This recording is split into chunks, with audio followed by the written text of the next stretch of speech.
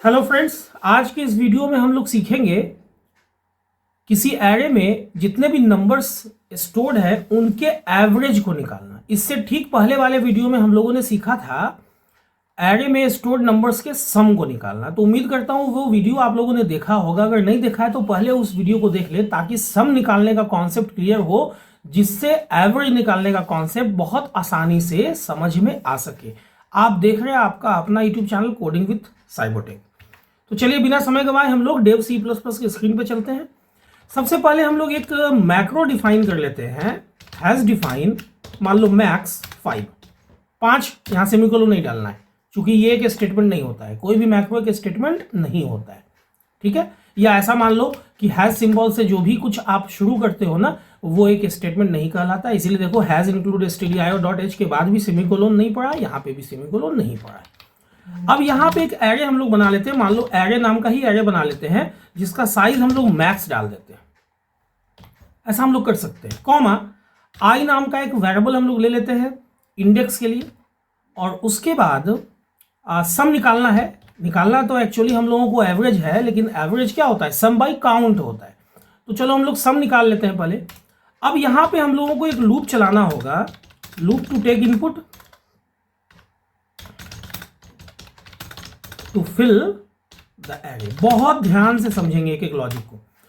तो जैसा कि मैंने एरे के सारे वीडियो में बताया कि इंडेक्स जो एरे का होता है वो C++, जावा ऐसे लैंग्वेजेस में 0 से शुरू होता है और जाता कहाँ तक है, तो जो मैक्सिमम साइज है उसके एक कम तक जाता है i++, ठीक है। यहाँ पे आप मैसेज देते हो यूजर के लिए कि प्लीज इंटर एनी इंटीजर, और स्कैनफ फंक्शन का यूज करके %d या %i जो भी आप यूज करो, चूंकि int आपने एरे का टाइप लिया है, आप a ऑफ i में स्टोर कर लेते हो उस नंबर को।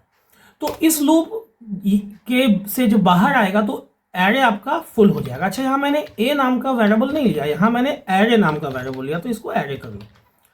अब आपको लूप चलाना होगा, लूप टू कंप्यूट सम। अब बहुत ध्यान से समझिएगा, एक जगह लोग अक्सर मिस्टेक करते हैं। पहले हम लोग सम के लिए लूप चला लेते हैं, ध्यान से समझिएगा। i0 i less than equal to कितना भाई, मैक्स -1 i++, ठीक है। अब यहां लिखते हो आप s plus equals array of i, मतलब आप चाह रहे हो कि s में असाइन हो तो जो s में है प्लस एरे ऑफ i का जो वैल्यू है वो प्लस हो गया। इसके बारे में मैंने पिछले वीडियो में बताया है। तो इस लूप से जब बाहर निकलोगे तो इसमें आपके पास सम निकल चुका होगा, है ना। अब आप यहां प्रिंट करते हो एवरेज। अब देखो यहां क्या मिस्टेक होता है, मैं एवरेज अलग अलग तरह से प्रिंट करके दिखाता हूं आप लोगों को। एवरेज तो हो सकता है फ्लोट हो तो % आप डाल देते हो। लोग अक्सर क्या करते हैं, सिंपली s/10 यूज कर लेते हैं। देखो ये रॉन्ग वे है, ये रॉन्ग वे है। क्यों रॉन्ग वे है भाई, देखो जो सम है, इस नाम का जो वेरिएबल है वो int है। सम तो आपका क्या आएगा, इंटीजर आएगा, और 10 अपने आप एक इंटीजर है। तो दो इंटीजर के बीच जब डिवीजन ऑपरेशन परफॉर्म होगा तो आपका जो रिजल्ट है वो इंटीजर आएगा। अब यहां फ्लोट आना भी रहेगा ना तो नहीं आएगा। जैसे देखो मैं यहां दिखाता हूं आप लोगों को एग्जीक्यूट करा के। ये तरीका एक्चुअली गलत है, इसीलिए मैंने यहां कमेंट लाइन में लिख भी दिया है। जैसे अब मैं डालता हूं यहां 5 इंटीजर, 3 7 9 4 8। अब देखो यहां एवरेज 0.00 आ रहा है। सम क्या आ रहा है भाई अपना, यहां हम लोगों को सम भी तो देखना होगा। यहां मैंने एरे ऑफ i में चलो ये रख लिया है। अब एक काम हम लोग करते हैं कि समझने के लिए हम लोग सम भी प्रिंट कर लेते हैं, ये देखने के लिए कि क्या सम सही आ रहा है अपने पास। सम तो इसमें आ रहा है, ठीक है। अब देखो यहां कंपाइल एंड रन करवा के, तो यहां जब मैं 5 इंटीजर डालता हूं, देखो सम अपना 49 आ रहा है, लेकिन देख लो एवरेज 0.00 आ रहा है। ये तरीका एक्चुअली गलत है ना। अब इस चीज को हम लोग रखते हैं ध्यान में। देखो अब यहां पे सिर्फ एक मॉडिफिकेशन करते हैं। देखो यहां पे ये जो रॉन्ग वे है ना इसको भी रहने ही देते हैं। और अब ध्यान से देखना, यहां पे आपको एस या 10 दो ही वेरिएबल है ना, दो, एक वेरिएबल है, दो एक यहाँ कांस्टेंट है, एस है और 10 है, तो किसी एक को फ्लोट में आपको कन्वर्ट करना। चलो एक तो हम लोग इसी को फ्लोट में कन्वर्ट कर लेते हैं, ये एक पहला तरीका हो गया। दूसरा तरीका है कि हम लोग 10 को नहीं कन्वर्ट करते हैं, फ्लोट को कन्वर्ट कर लेते हैं, सॉरी एस को। अब देखो यहाँ एस को जब हम लोग को कन्वर्ट करना है ना, तो ऐसे ब्रैकेट में घेरना होगा ताकि एस ही कन्वर्ट हो। कुछ लोग क्या करते हैं, ध्यान से समझिएगा, कुछ लोग क्या करते हैं कि एस को नहीं घेरते हैं और ऐसे कर लेते हैं, तो होता क्या है ना कि ये पूरा s/10 कन्वर्ट हो जाता है, ये कुछ ऐसा हो जाता है, देखो इस टाइप का चीज हो जाता है कि पहले s/10 निकल जाएगा और वो फ्लोट में कन्वर्ट होगा। अभी आप देखो ना, आउटपुट देखोगे तो समझ में आएगा।